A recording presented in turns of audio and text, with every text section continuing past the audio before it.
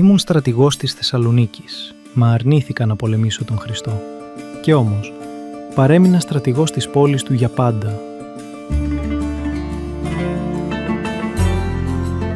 Με λένε Δημήτριο και γεννήθηκα στην Ελλάδα.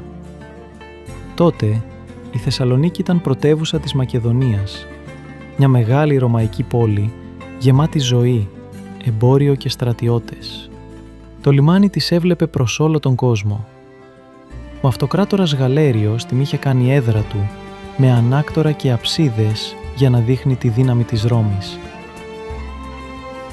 Μέσα σε αυτή τη δόξα μεγάλωσα κι εγώ, ανάμεσα σε στρατιώτες και είδωλα, μα με πίστη στο Χριστό που μυστικά μου δίδαξαν οι γονείς μου, γιατί τότε το να είσαι χριστιανός σήμαινε να είσαι εχθρός της Ρώμης.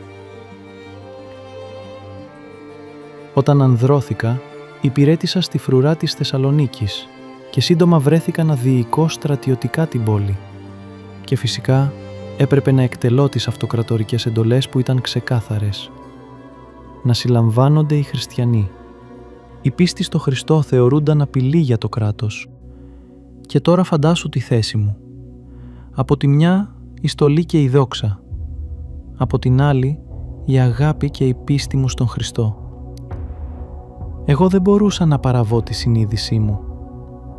Έτσι άρχισα να μιλώ ανοιχτά για τον Χριστό μέσα στη Θεσσαλονίκη. Έλεγα στους ανθρώπους να μείνουν σταθεροί, να μην λυγίσουν, ότι ο Χριστός είναι αληθινός Θεός και όχι ένα ακόμα όνομα δίπλα στους θεούς της Ρώμης. Και φυσικά δεν άργησε να φτάσει η πληροφορία αυτή στον αυτοκράτορα.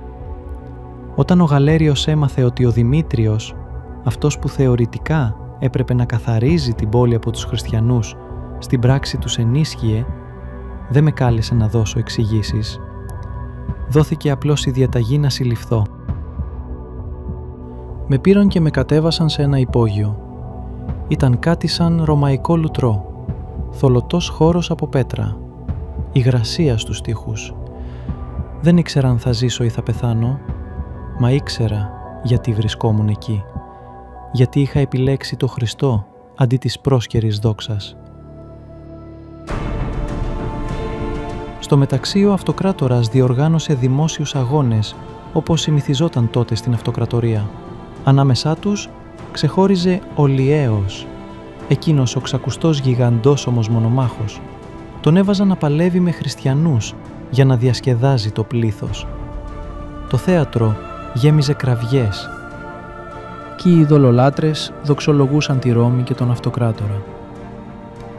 Τότε με επισκέφτηκε στη φυλακή ο νεαρός Νέστορας και μου είπε «Ζητώ την προσευχή σου για να παλέψω και να νικήσω τον Λιαίο που εξευτελίζει τους αδελφούς μας χριστιανούς».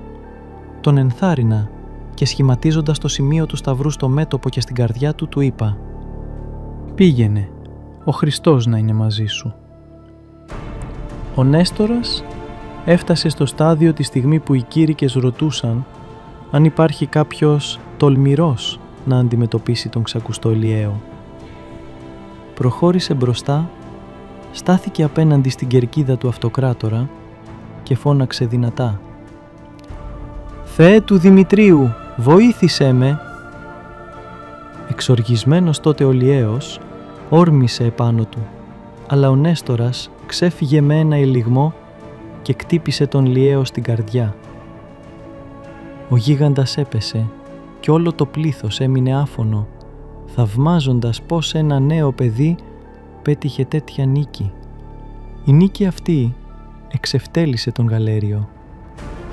Τρελός από οργή γιατί ντροπιάστηκε το κύρος της εξουσίας, διέταξε την άμεση εκτέλεση και των δυο μας. Ο Νέστορας συνελήφθη επιτόπου και θανατώθηκε με αποκεφαλισμό. Εμένα με λόγχισαν οι στρατιώτες στα πλευρά μέσα στην υπόγεια φυλακή μου.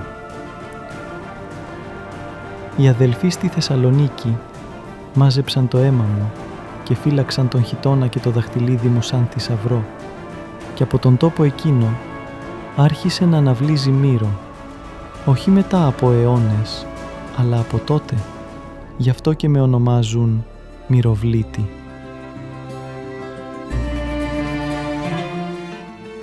Είμαι ο Δημήτριος, στρατηγός της Θεσσαλονίκης και μάρτυρας του Ιησού. Εδώ και 17 αιώνες δεν έπαψα να προστατεύω την πόλη μου. Σε πολέμους, σε κινδύνους, σε σεισμούς και σε αρρώστιες. Κι αν ποτέ φοβηθείς, πες κι εσύ μέσα σου, Θεέ του Δημητρίου, βοήθησέ με.